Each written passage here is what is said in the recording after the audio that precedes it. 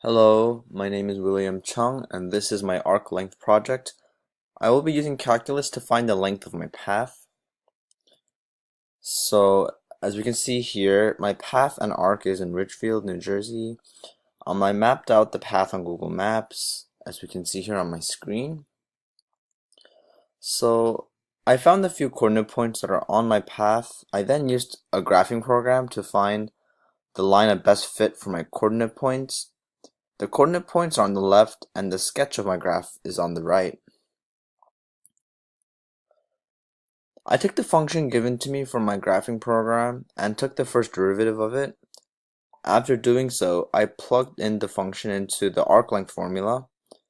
The arc length formula is the integral from a to b of the square root of 1 plus the function f prime squared. So I plugged in the first derivative I found earlier into the formula, and doing so shows that the length of my path is 362.3302 feet. So as we can see on my screen, we have all these numbers here.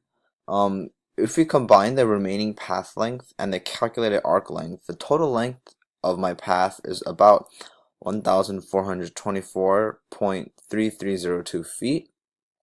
However, according to the path length, according to Google Maps, is 1,393.92 feet.